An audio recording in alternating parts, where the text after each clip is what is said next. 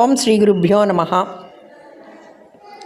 స్వచ్ఛమైన ప్రేమను త్యాగం ద్వారా గుర్తించగలుగుతాము. మా కలిగిన మనుషులను వారు దయతో చేసే పనుల ద్వారా గుర్తించగలుగుతాము అనే విషయాన్ని చెప్పే ఒక చక్కటి నీతి కథని ఈరోజు మనం అందరం విందాం. ఇక విషయంలోకి వచ్చేస్తే, అక్క తమ్ముళ్ళిద్దరూ బజార్లో నడుస్తున్నారు. తమ్ముడికి 4 సంవత్సరములు, అక్కకి 6 సంవత్సరములు. ఇద్దరు నడుస్తూ ఉండగా తమ్ముడు ముందు వెళ్తూ ఒక్కసారిగా వెనుతిరిగి చూసేసరికి తన పక్కన అక్క లేదు. అక్క ఒక బొమ్మల దుకాణం ముందు నిలబడి షోకేసులోని బొమ్మలను ఎంతో సంతోషంగా చూస్తోంది. తమ్ముడు వెంటనే అక్క నిల్చున్న షాప్ దగ్గరికి వెళ్ళాడు. అక్క, ఏంటి చూస్తున్నావు? నీకేం కావాలి అని అడిగాడు ప్రేమగా.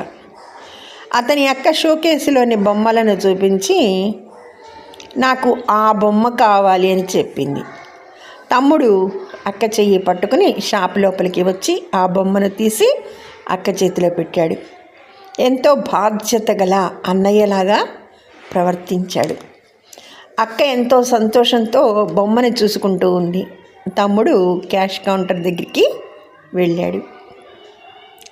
ఆ షాపు యజమాని వీరిద్దరిని ఎప్పటినుంచో గమనిస్తున్నాడు. తమ్ముడు అక్కను సంతృప్తిపరిచే విధానం చూసి అతను ఎంతో ఆనందించాడు. తమ్ముడు కౌంటర్ దగ్గరకు వచ్చి షాపు యజమానిని, ఈ బొమ్మ వెల ఎంత సార్ అని అడిగాడు. ఆ షాపు యజమాని జీవితంలో అనేక కష్టములను అనుభవించి పైకొచ్చినవాడు. అందువల్ల ఎంతో ప్రేమగా ఆప్యాయంగా తమ్మునితో, నీవు ఎంత ఇవ్వగలవు అని ప్రశ్నించాడు. తమ్ముడు తన సముద్రపు ఒడ్డున ఏరిన నత్తగుల్లలు మొత్తం తన జేబులోంచి తీసి షాపు యజమాని బల్లపైన ఉంచాడు. పెట్టినట్లు లెక్క పెట్టాడు. ఇంతలో తమ్ముడు దిగులుగా, ఇవి ఆ బొమ్మ ఖరీదుకు సరిపోతాయా అండి అని అడిగాడు. దానికి షాపు యజమాని, లేదు చాలా ఎక్కువే ఉన్నాయి, నేను బొమ్మ ఖరీదుకి సరిపడి గుల్లల్ని తీసుకొని మిగతావి నీకు తిరిగి ఇచ్చేస్తాను, మిగతావన్నీ నీకు ఇస్తాను అని జవాబు చెప్పాడు. చెప్పినట్లే బొమ్మ ఖరీదు వరకు 4 నత్తగుల్లల్ని తీసుకొని మిగతావి తమ్ముడికి తిరిగి ఇచ్చేశాడు.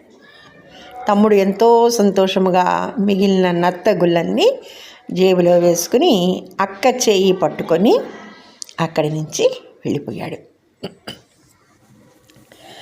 సరే, ఇదంతా బాగానే ఉంది. అదే షాపులో పనిచేస్తున్న అబ్బాయి ఇదంతా ఎంతో ఆశ్చర్యంగా గమనించాడు. అతను యజమాని దగ్గరికి వచ్చి, అంత ఖరీదైన బొమ్మని 4 నత్తగుల్లలకి ఎలా ఇచ్చారు సార్ అని అడిగాడు. షాపు యజమాని ఇలా చెప్పాడు, మనకి విలువైనవి, అంత చిన్న వయసులో డబ్బు అంటే ఏమిటో తెలియదు, అర్థం కాదు.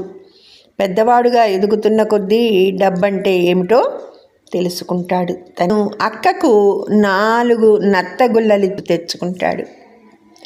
డబ్బులు ఇవ్వకుండా బొమ్మను కొన్నాను అని నన్ను గుర్తు తెచ్చుకొని ప్రపంచంలో ఇలాంటి మంచి ఆలోచనలు చేస్తాడు.